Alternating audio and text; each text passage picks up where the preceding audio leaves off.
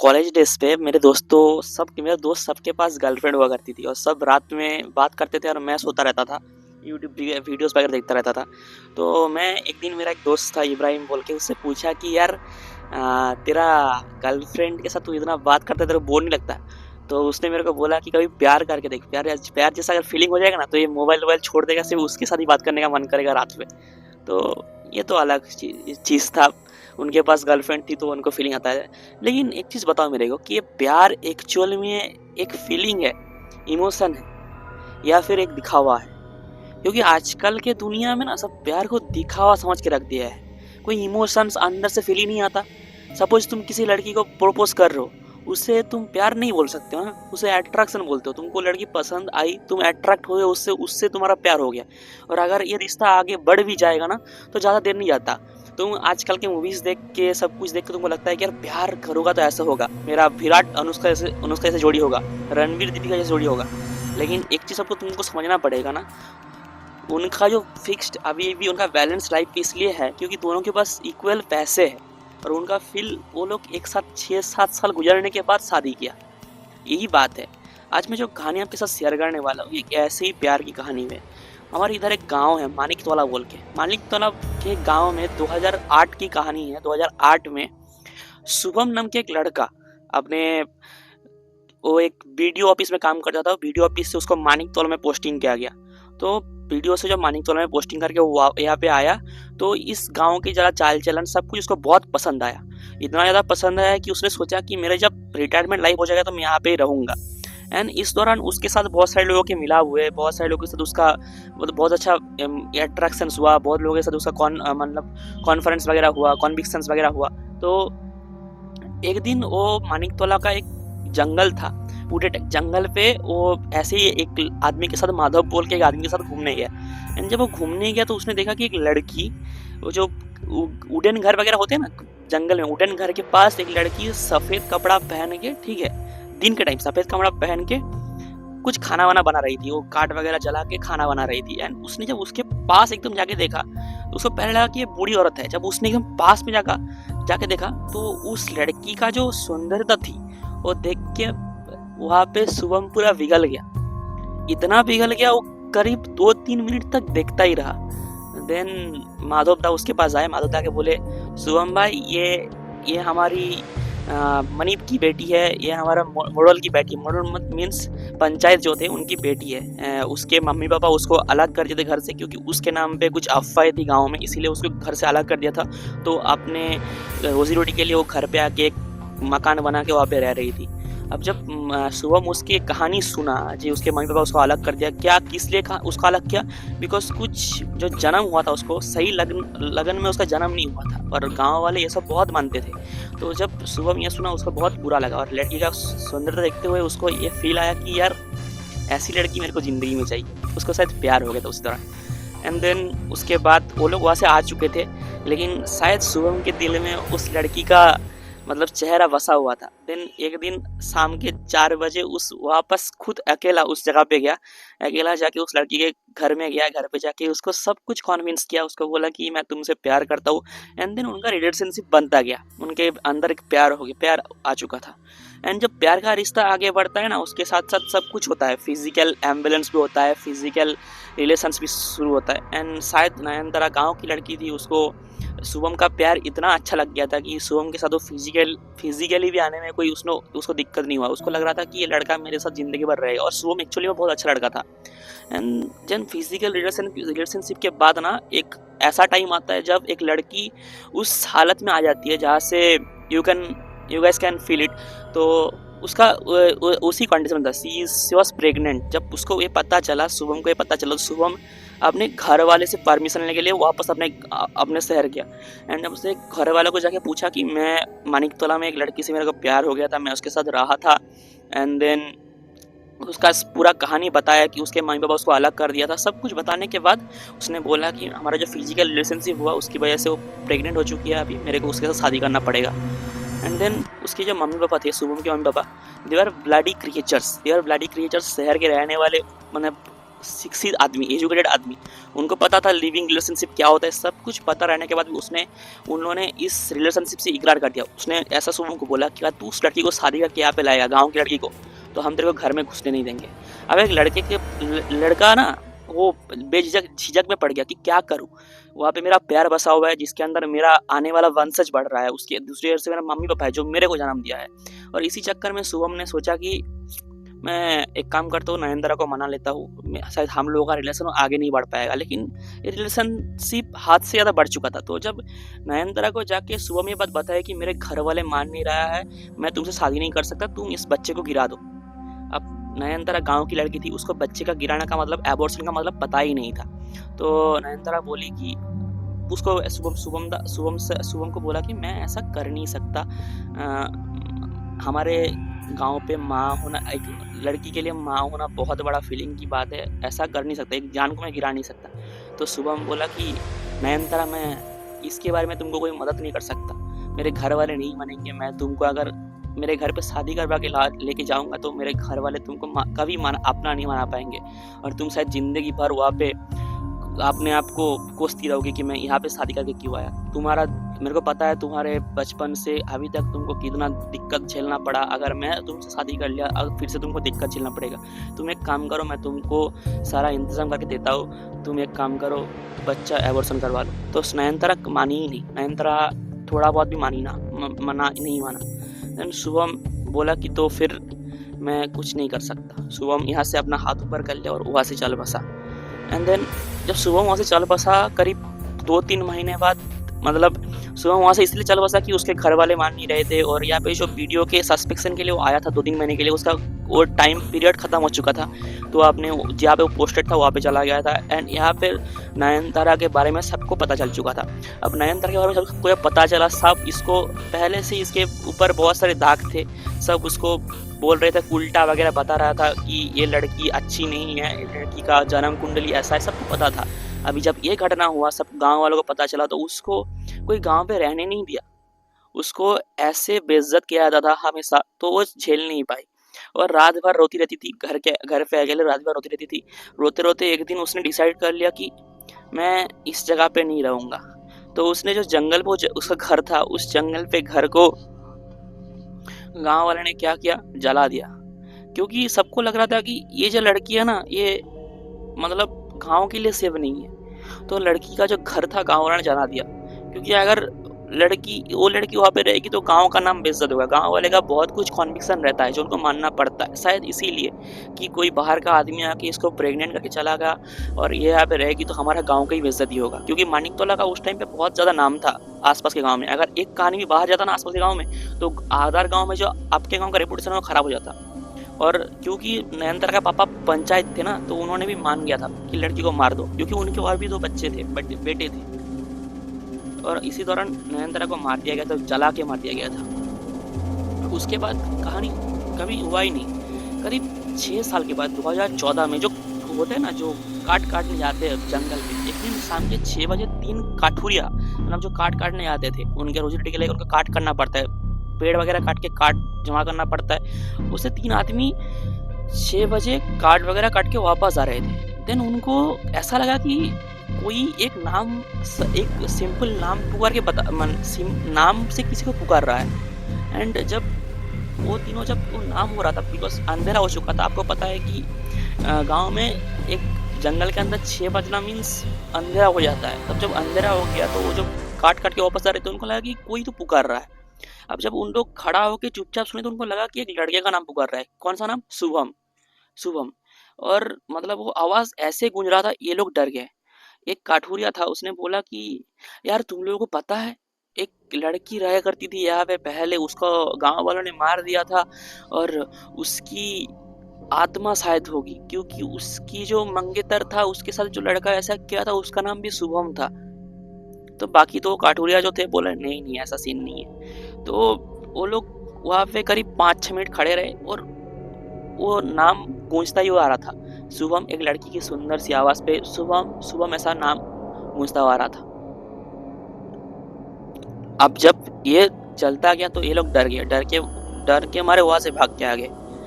अब ये कहानी ये लोग गांव वालों को जाके बताया। गांव वालों को जब पता चला, गांव वाले पहले इसको मतलब एक अफवाह समझे, एंड देन कहानी तब इंटरेस्टिंग बनी जब इस गांव में फिर से एक वीडियो ऑफिसर आया। इस वीडियो ऑफिसर का नाम था सुविमल, शुभम और सुविमल। सुविमल जब यहाँ पे आया, सुविमल जब आने के बाद सुविमल का जो इंस्पेक्शन टाइम था वो भी 3 महीने का था, क्योंकि मानिकतोला ऐसा गांव था, उस पर वीडियो शिफ्टिंग के लिए वीडियो जो होते हैं ना ब्लॉक डेवलपर ऑफिसर, उनको गांव में शिफ्टिंग इसलिए किया जाता है कि उनका 3 महीने का कॉन्विक्शन पीरियड डेटा है। उनको ये पता करना पड़ता है कि वो गाँव को संभाल सकते हैं कि नहीं। तो वो कॉन्विक्शन पीरियड के लिए सुविमल के लड़का यहाँ पे आया था, और वो भी सेम जगह से ही आया था जहाँ से शुभम आया था। अब अभी तक शुभम के बारे में किसको पता नहीं था, बिकॉज नयनतारा तो मर चुकी थी, उसके अंदर जो बच्चा था वो भी मर चुका था। तो सुविमल के साथ जो आदमी काम कर रहा था वो अभी 55 साल का बुढ़ा था, मतलब बुजुर्ग आदमी था। वो कौन था पता है? वो माधव था, जो शुभम के साथ भी था उस टाइम। तो सुविमल एक दिन शाम के 4 बजे एक दुकान पे चाय पी रहा था। चाय पीने के टाइम माधव था उसके साथ से, माधव सर उसके साथ थे।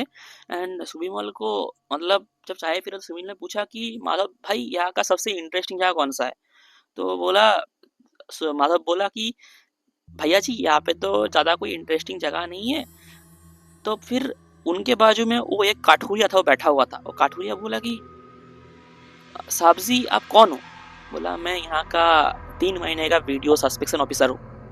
बोला साहब जी यहाँ पे ना लोग बोलते हैं कि वहाँ पे जंगल पे कोई रहता है, और हमने खुद एक लड़की की आवाज़ सुनी जो शुभम शुभम बोल के पुकार रहा था। सब बोलते हैं वहाँ पे कोई आत्मा भूत रहती है, आत्मा रहती है। आप सब्जी आप तो बड़े ऑफिसर हो, आप क्या इसका इंस्पेक्शन करोगे?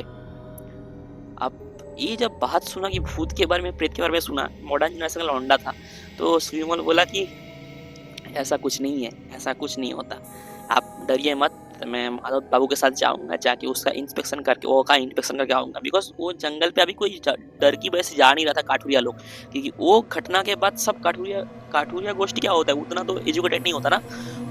उनका जो उनके अगर कॉलिग, मतलब उनके भी कॉलिग्स होते हैं, अगर कॉलिग्स को लगता है कि वहाँ पे कुछ है, तो इनको पूरा जो कास्ट है उनको पूरा डर लग जाता है।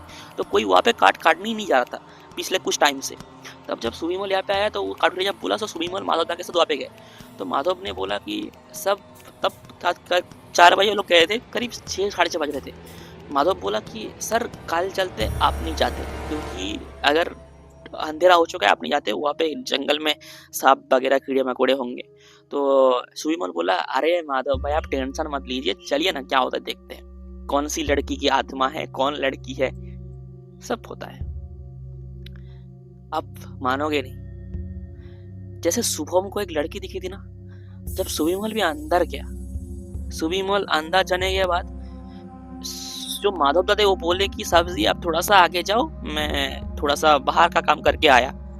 तो वो इस तरफ के, तो सुविमल अपना टॉर्च लाइट लेके आगे बढ़ रहा था, एंड उसको भी उस दक्षिण की दिशा में, एक्चुअली जो शुभम को दिखा था वो दक्षिण की दिशा में घर था, एक घर दिखा, और वहाँ पे कोई लड़की आग जला रही थी, आग में उसके ऊपर एक मतलब कटोरा चढ़ा हुआ था।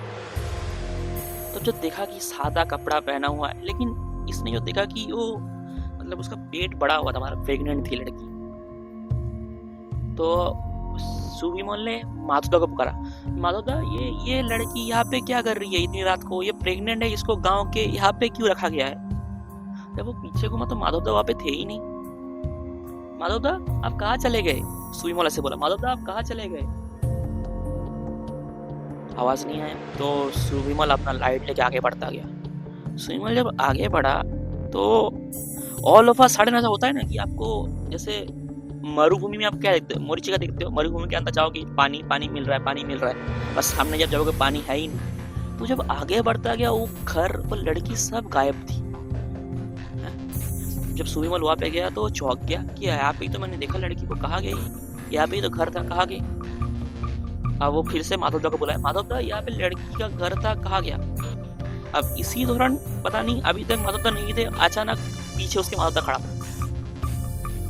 माधव दा बोला कि कौन लड़की? अरे माधव दा मैंने यहाँ पे कोई लड़की को देखा अभी, वो सादा कपड़ा पहने हुई थी, वो शायद से प्रेग्नेंट थी, वो खाना बना रही है, वो यहाँ पे क्या कर रही है अकेली इतनी रात को? उसका घर यहाँ पे है क्या? मैंने छोटा सा कमरा भी, घर भी देखा। माधव दा पहले सुन के स्टैंड हो गए, कौन सा घर? सुमन बोला, आप ऐसे क्यों कर रहे हो? मतलब जब बोलने का तरीका था थोड़ा सा डरा हुआ था। माधव ने कहा, आप ऐसे क्यों बोल रहे हो? माधव दा ऐसे घूट मारा। माधव दा, आप कुछ छुपा रहे हो मेरे से? माधव दा, कुछ छुपा रहे हो आप मेरे से? साहब जी, मैं, आप यहाँ से चलो, मैं बाद में बताता हूँ, अभी अंधेरा हो गया, अभी यहाँ पे रहना सही नहीं है। वो काठुरिया लोग सही बोल रहे थे। क्या सही बोल रहे थे? तुम पूरा कहानी तो बताओ क्या है। तो माधव दा ने सुईमल को पूरा कहानी बताया, उसी जगह पे खड़ा हो गया, क्योंकि सुईमल वहां पे जिद्दी बन गया कि उसको वहां पे ही सुनना है कहानी। माधव दा उसको पूरा कहानी बताया। सुनने के बाद सुईमल अंदर से टूट गया। सुईमल माधव से पूछा कि आप गांव वाले इतना इतना क्रूर कैसे हो सकते हो? एक लड़की जिसके साथ ऐसी ऐसी हादसा हुआ, अब उसका सपोर्ट नहीं करके आप गांव वाले ऐसे कर रहे थे। उसके कैसे मम्मी पापा है, उसका ऐसा किया? मतलब उसके वो कहानी सुन के उसके अंदर ना थोड़ा सा वो जगह फीलिंग्स आ गया था। अब ये सुनने में आपको थोड़ा सा इंटरेस्टिंग नहीं लग सकता कि प्यार फीलिंग का ही बात है। तो उस रात को तो वो लोग वहां से आ रहे थे, लेकिन एक चीज था, जब वो लोग वहां से आ रहे थे सुबीमोल ने कुछ नहीं सुना, लेकिन माधव ने सुना जरूर। माधव ने सुना कि कोई तो बोल रहा था, शुभम, शुभम, तुम कहाँ हो, लड़की की आवाज में। सुबीमोल को जब माधव ने पूछा कि सर आप किसी की आवाज सुने, सुबीमोल ने बोला नहीं, मैंने किसी का आवाज नहीं सुना। तो माधव को लगा उसने गलत सुना और उसको फिर से आवाज सुनाई दी। उस टाइम आने के टाइम करीब 7:30 बज चुके थे, 1 घंटा लोग वहाँ पे थे। उस दिन आ गए थे वो लोग। आने के बाद माधव के साथ जो हादसा हुआ, माधव आप जाके सबको बताया, लेकिन सुबीमल जो उसके साथ था उसको कोई वैसा सुना ही नहीं दिया था, लेकिन उसको दिख रहा था वो। एंड देन सुबीमल गांव वालों से पूरा पूछताछ किया, पूछा कि उस लड़की का क्या हुआ था, क्यों ऐसा किया गया था। देन सुबीमल को भी लगा शायद वो मॉडर्न जनरेशन का लड़का था, लेकिन उसको भी लगा शायद उस लड़की की आत्मा वहाँ पे है, क्योंकि शाम रात पे दिख रहा था, उसकी आत्मा वहाँ पे जरूर है। एंड देन उसने सोचा कि मैं खुद जाऊंगा वहाँ पे, वो भी रात को जाके देखूंगा कि वहाँ पे कोई है कि नहीं। तो उसने माधव को बोला कि माधव मैं आज, आप घर चले जाओ, मैं आज खुद जाऊंगा। माधव बोले, अकेले जाओगे आप सर जी? सुमन बोला, हाँ मैं अकेले जाऊंगा, मेरे को जानना है कहानी, उस लड़की से पूछना है उसका साथ क्या हुआ था, क्योंकि अधूरा कहानी ये लोग पता रहे थे ना, उसके साथ लड़के का क्या रिलेशन था सब पता नहीं था। तो सुईमोल वहाँ पे गया। सुईमोल उस अंधेरे जंगल में जाके उस लड़की के नाम से पुकारने लगा, बिकॉज उसकी ना आत्मा अगर गूंज रही थी वहाँ पे ना, तो जरूर छड़ा देगी, जो जरूर उसके पुकार से जरूर वो देगी। तो उसने पूछा, पुकारने लगा, नयनतारा, नयनतारा जी आप सुन रहे हैं? नयनतारा जी, नयनतारा जी आप सुन रहे हैं?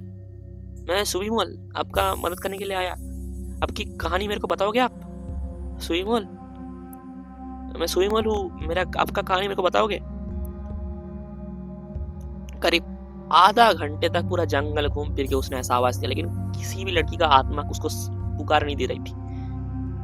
अब ये टायर्ड हो चुकी थी, और वहां पे भी गया था जहाँ पे उसका घर देखा था, पिछला दिन पे घर देखा था, वहां पे भी गया था, वहां पे कुछ घर नहीं था। जब वो आ रहा था उसको लगा कि कोई तो नाम से पुकार रहा है किसी का, और जब उसने ध्यान से सुना तो उसको लगा कि शुभम शुभम बोल के कोई लड़की पुकार रहा है, शुभम शुभम, तो मुझे क्यों छोड़ के गए, शुभम शुभम। एंड देन सुबीमल जब ये सुना, नहीं मैं सुबीमल हूँ, क्या मैं आपकी कहानी जान सकता हूँ? तुम कौन हो? यहाँ पे क्यों आए हो? यहाँ पे क्यों आए हो?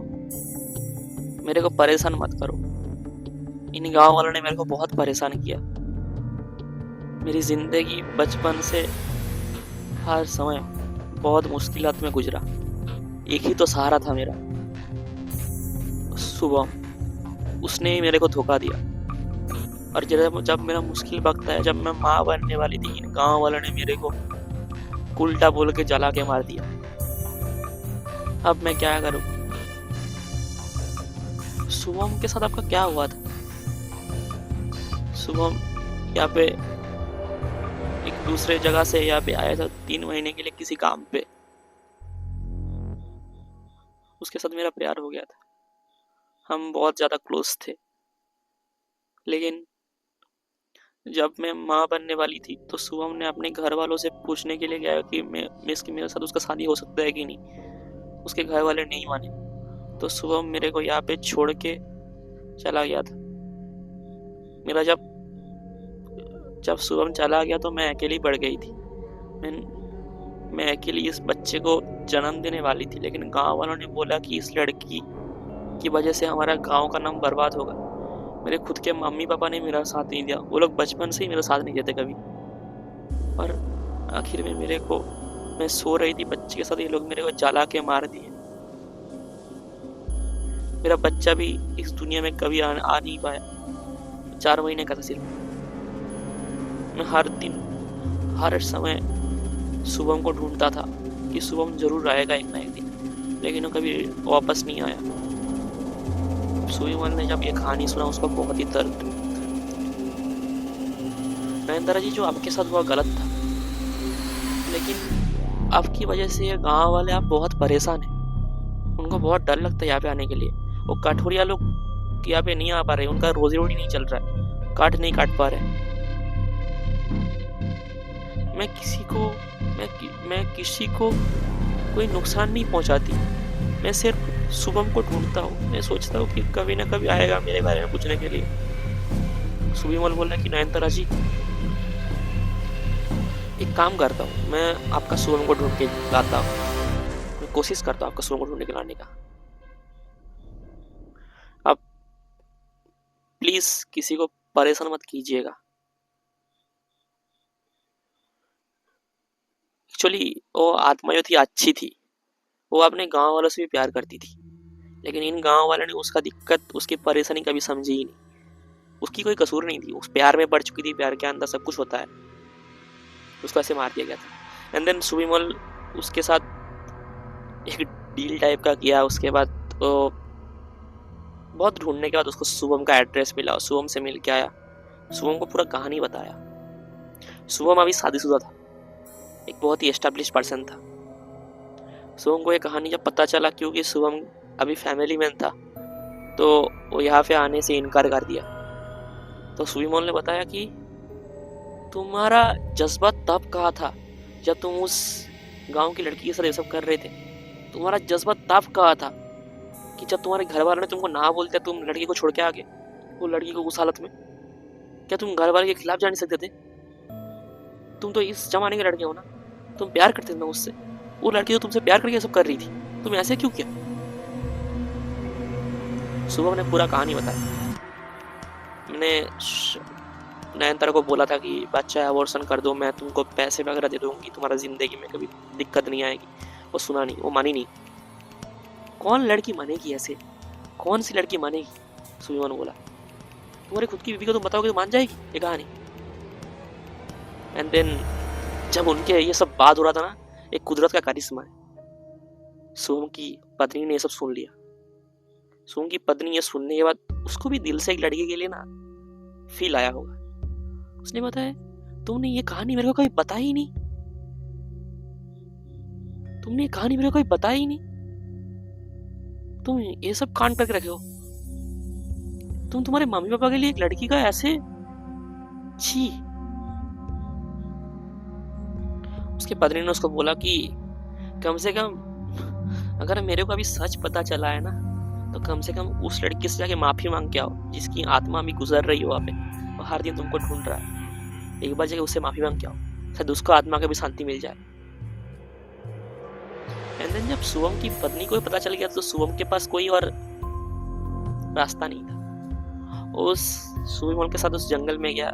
दूसरे वो नेक्स्ट दिन रात पे जाके अब वो खुद पुकार रही थी, नयनतारा नयनतारा। एंड देन नयनतारा की आत्मा आती है, क्योंकि आवाज तो जाना पहचाना था ना उसकी। तो आके, शुभम तुम आए? हाँ नयनतारा मैं आया। तो उसने नयनतारा से बोला, मेरे को माफ कर देना, मैं तुम्हारा परेशानी कभी नहीं समझी। मैं बहुत बहुत कोशिश किया था अपने फैमिली के छोड़ के तुम्हारे पास आ जाओ, लेकिन मेरे मम्मी ने मेरे से कसम ले लिया था कि अगर मैं यहाँ पे वापस जाऊँ तो वो मर जाएगी। मैं इसी डर की वजह से कभी वापस नहीं आ पाया। मेरे को पता ही नहीं चला तुम्हारे साथ क्या हुआ। मैं अपने आप को हमेशा कोसता रहता हूँ, हमेशा। मेरी शादी होने के बाद भी मैं अगर मेरे दिल में अगर सबसे ज़्यादा जगह किसी की है तो वो तुम्हारी है। मैं तुमसे सच में प्यार करता था, लेकिन मैं अपने घर वाले से कभी अलग नहीं होना चाहता था। मैंने तुमको बोला था, तुम मानी नहीं। नयनतारा बोली, कैसे मानती मैं। एंड देन सुविमल वहाँ पे ही सब सुन रहा था, उसको सुनाई दे रहा था। वो बेचारा रो गया, रो पड़ा। क्योंकि जब बिछड़ते हुए प्रेमी मिलते, एक प्रेमी दूसरी जगत का, एक प्रेमी इस जगत का।